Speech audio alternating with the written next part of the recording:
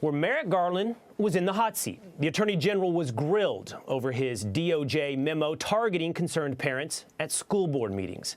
It all started last month when the National School Board Association sent a letter to Joe Biden demanding action over what they call violence and intimidation at board meetings across the country. But listen to this. New reporting reveals that the NSBA had, quote, collaborated with the Biden White House before sending a controversial letter calling on the FBI to investigate parents as potential domestic terrorists. So, was the Biden administration colluding with the National School Board Association? Did the White House weaponize the DOJ to label parents all across this great nation as domestic terrorists?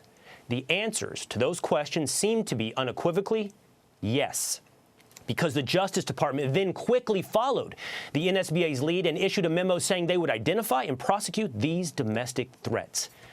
But how did the DOJ reach that conclusion? Did they do some type of in-depth research? Did they conduct a nationwide investigation? Do they have specific threats? Congressman Jim Jordan wanted to find out. When did you first review the data showing this so-called disturbing uptick? So I read the letter, and we have been seeing over time threats. Whoa. I didn't ask you. So you read the letter. That's your source? So let me be clear. This is not a prosecution or an investigation. Is there some study, some effort, some investigation someone did that said there's been a disturbing uptick, or you just take the words of the National School Board Association?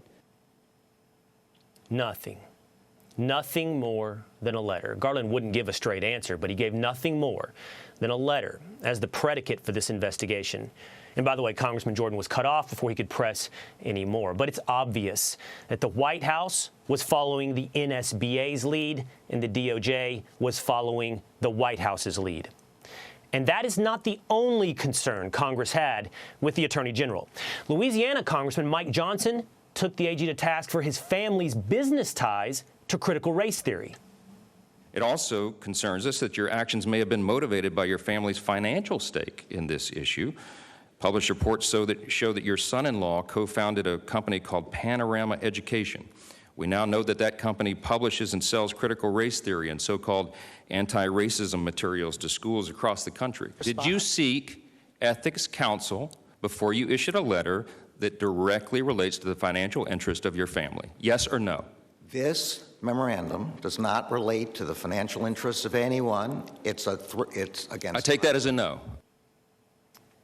To be clear, the Attorney General's son-in-law sells critical race theory processes and products to more than 23,000 school districts, schools across this country. If that's not being compromised, I don't know what is. So the White House, the DOJ, all compromised in their connections with both the National School Board Association and with critical race theory. And yet they continue to push on targeting concerned parents. So look, why is this so important? Well, here's one real-world consequence to what's inside that letter. One of the people the NSBA targeted as a domestic terrorist is a father from Loudoun County, Virginia. Why? Because he showed up to protest at a school board meeting. That parent's name is Scott Smith, and as you can see here, he was pinned down by police and arrested during a school board meeting in June. Now, Smith wanted accountability from the school board after their transgender policies led to his teenage daughter being allegedly raped in the school bathroom by a man in a skirt. Obviously, a harrowing experience no parent should have to deal with, and every parent would want to find accountability on. But instead of doing anything to help Smith to allay his concerns, the Biden administration is looking to vilify him and hundreds of other parents as domestic terrorists. Luckily, Congressman Chip Roy of Texas would not let Garland get away with this. The girl who had been raped, sodomized in the bathroom of a high school by a dude wearing a skirt, that father reacted. This man, this arrest of a 48-year-old plumber, became the poster boy for the new domestic terrorism the Biden administration, the administration in which you serve, has concocted to destroy anyone who gets in the way. Do you believe that a father attending a meeting, exercising his First Amendment rights, and yes, getting angry about whatever lies are being told about his daughter being raped in the school he sent her to be educated in, that this is domestic terrorism? Yes or no?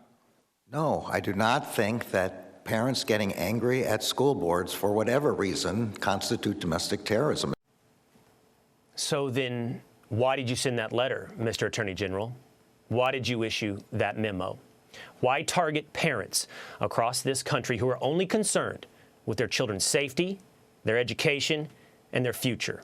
Hey, Sean Hannity here. Hey, click here to subscribe to Fox News YouTube page and catch our hottest interviews and most compelling analysis. You will not get it anywhere else.